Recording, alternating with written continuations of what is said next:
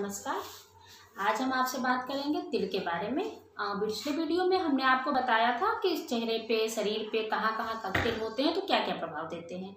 अब हम आपको बताएंगे कि हमारे जो हथेलियों पे तिल होते हैं और पाँव के तलवों पे जो तिल होते हैं वो क्या प्रभाव देते हैं। देखिए, आप ऐसे देखिए, हमारी हथेली है। पहली बात तो हथेली पर कहीं पर भी तिल होता है तो उसे अच्छा नहीं माना जाता, उसे अवरुद्ध माना जाता है। अब आप सोचेंगे कि चेहरे पे तिल अच्छा है, कमर पे तिल अच्छा है, यहाँ तिल अच्छा है, तो उस पर तिल खराब क्यों है। एक्चुअली हथेलियाँ जो होती हैं वो हमारे हाथ की रेखाएं और पर्वत, ये सारी चीज़ें होती हैं, यहाँ पे तिल उसका अवरोधक होता है। यानी किसी जगह पे भी तिल हो तो उसे अच्छा नहीं माना जाता, मगर कुछ जगहों पे तिल अच्छा माना जाता है। अब हम आपको बताते हैं कहाँ कहाँ तिल होता है। देखिए, जैसे ये मेरा हाथ है, इस हाथ में अगर आप देखेंगे, मैं नॉर्मली मोटा मोटा बता रही हूँ, अगर शुक्र ये पर्वत होता है, ओके, तो इस पर्वत पे कहीं पर भी तिल होता है तो इसे अच्छा नहीं माना जाता है।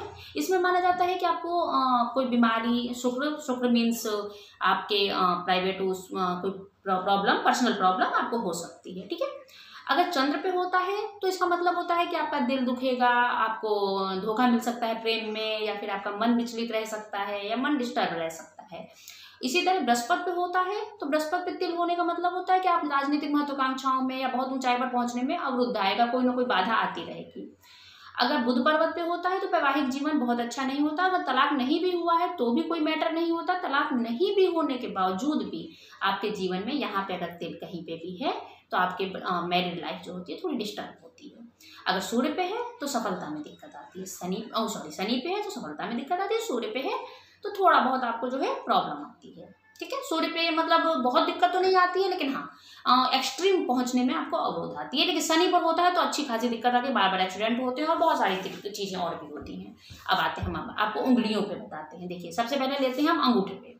अंगूठा चूंकि शुक्र का ही क्षेत्र माना जाता है तो इस पे होने वाली दिक्कत जो होती है, इस पर होने वाले तिल, अगर ये तिल ऊपर की तरफ है, यहाँ है या यहाँ है, तो हमारे व्यक्तित्व में दिक्कत आती है। हम बहुत अधिक गुस्सैल, जिद्दी हो सकते हैं, या फिर हमारी पर्सनालिटी थोड़ी दबी हुई हो सकती है, दोनों ही बातें हैं, या बहुत अग्रेसिव या बहुत अधिक नीचे। अगर इस पर बृहस्पति की उंगली पे तिल है, यानी इस वाली उंगली पे तिल है, अगर यहाँ है या यहाँ है, खासतौर से इन पोरों के ऊपर है, अगर यहाँ पे तिल है बृहस्पति की उंगली में, ठीक है, हम लोग आध्यात्म की दुनिया में जाएंगे, आध्यात्मिक रुचियां ज़्यादा होंगी, मगर कहीं ना कहीं मन भटकेगा, परेशानियां आएंगी, राजनीतिक रूप से बहुत सक्रिय रहने का इच्छा होगी, सक्रिय रहेंगे भी, लेकिन कुछ ना कुछ डिफेम या कुछ ना कुछ पीछे खींचने वाले लोग ज़्यादा होंगे। मतलब कुल मिला के अगर आप इस उंगली को पर होने वाले तिल का अगर एक लाइन में कहें तो हमारी किसी भी राजनीतिक या आध्यात्मिक महत्वाकांक्षा या आध्यात्मिक उन्नति में बाधक होती है। इस पर जब तिल होता है, ये हमारी इस उंगली पर अगर हमारे तिल होता है तो शनि की उंगली कहलाती है। तो इस उंगली पर अगर तिल होता है तो इस उंगली पे होने वाले तिल जो है दुर्घटना का कारण बनती है। हमें जीवन में एक बार भयंकर दुर्घटना को भोगना पड़ता है। हमें एक बार ऐसा जरूर होता है कि हम एडमिट हो जाए, इस तरह की दुर्घटना हो।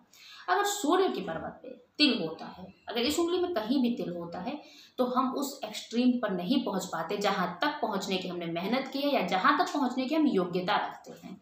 अब आते हैं इस उंगली पर। बस इस उंगली पर एक जगह तिल अच्छा होता है, वो होता है यहाँ पे। अगर यहाँ पे तिल है तो आपको धन की लालसा तो बहुत होगी, धन कमाने की इच्छा, धन के प्रति जुनून तो बहुत होगा, मगर धन की कभी कमी नहीं होगी, धन हमेशा आपके पास रहेगा। अगर यहाँ होती है तो धन आता रहेगा, जब तक काम आपका जो काम आएगा तुरंत धन आएगा, लेकिन धन इकट्ठा तो नहीं होगा। यहाँ पे अगर है दूसरे पोर पे, धन इकट्ठा तो नहीं होगा, मगर धन आता रहेगा, कोई काम रुकेगा नहीं। इसी तरह से एक बात और याद रखिए, सूर्य की अगर सूर्य पर्वत पे यहाँ पे तिल है तो उसमें भी ये चीज होती है कि आपका काम कुछ नहीं रुकने देता है, लेकिन हाँ, धन के प्रति चिंता या फिर सफलता के प्रति चिंता, हमेशा आशंकित सा मन किए रहता है। हमेशा आदमी को ये लगता है पता नहीं सफल होगा नहीं होगा, जो कर रहे हैं उसमें आगे बढ़े कि नहीं बढ़े। इस तरह से ये चीजें अपना अपना बताती हैं। अच्छा, अब हम उन्हें उंगलियां, अच्छा, सेम दोनों बातें होती हैं। दाएं हाथ या बाएं हाथ, किसी भी हाथ पे अगर उंगली पे तिल होता है तो लगभग एक सा ही रिजल्ट आता है। अब पाँव पे बात करते हैं। पाँव के अगर अंगूठे के आसपास में या तलवों पर तिल है तो आप तीर्थ यात्रा, दाएं पैर पे है तो तीर्थ यात्रा करेंगे। भक्ति में अध्यात्म की उन्नति के लिए बहुत सारी यात्राएं, बहुत सारा भ्रमण करेंगे। लेकिन यही तिल अगर बाएं पैर पे, ये स्त्री पुरुष दोनों के लिए समान है, अगर यही पैर बाएं पर है, बाएं पैर पर तिल है, तो इसका मतलब ये होता है अगर बीचों बीच है तो आप घूमेंगे, मौज मस्ती के लिए घूमेंगे, खुशियों के लिए घूमेंगे, अपने के लिए घूमेंगे। अगर यही अंगूठे, उंगली या किसी उस पर तिल है, तो आपका जहाँ पे भी जिस चीज़ पे कदम रखेंगे वो जगह शुभ होगी, मतलब वो उस काम को आप सफल कर लेंगे। तो इस तरह से हर तिल जो है बहुत कुछ कहता है। अब हम थोड़ा सा लाल तिल के बारे में बताते हैं आपको।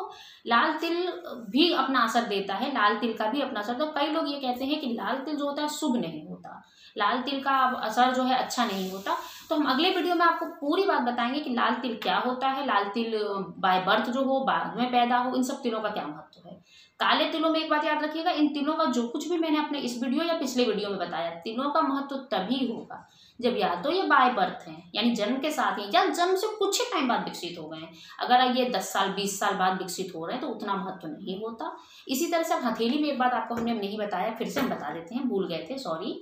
हथेली में जब तिल होते हैं तो एक चीज ध्यान रखिए, अगर यहाँ पे चंद्र पर्वत पे कोई तिल अचानक से आ जाता है और वो तिल किसी मतलब शुरू से बाय बर्थ नहीं होता है, किसी साल में आ जाता है, किसी दिन आ जाता है और फिर आप देखते हो वो बढ़ता जाता है, तो चंद्र पर्वत यानी इसमें अगर तिल होता है तो आपको जेल यात्रा हो सकती है। तो अगर यहाँ पे कोई तिल आए तो सावधान हो जाइए, अवेयर रहिए, ऐसा कोई कार्य नहीं करिए जो विवाद में फंसाता हो। इसी तरह से अगर तिल अचानक से कहीं उदय, अचानक से शुक्र पे आता है तो समझ लीजिए कि आपको कोई प्रॉब्लम होने वाली है। वो प्रॉब्लम शुक्र से क्षेत्र से यानी प्राइवेट पर्सनल चीज़ों से होने वाली है। इसी तरह से अगर तिल अचानक आते हैं और फिर वो चले जाते हैं तो जितने समय तक वो तिल बने रहेंगे उतने समय तक वो रहेगा निशान। जैसे ही वो तिल चले जाएंगे वैसे ही समय वो समस्या, वो घटना भी चली जाएगी।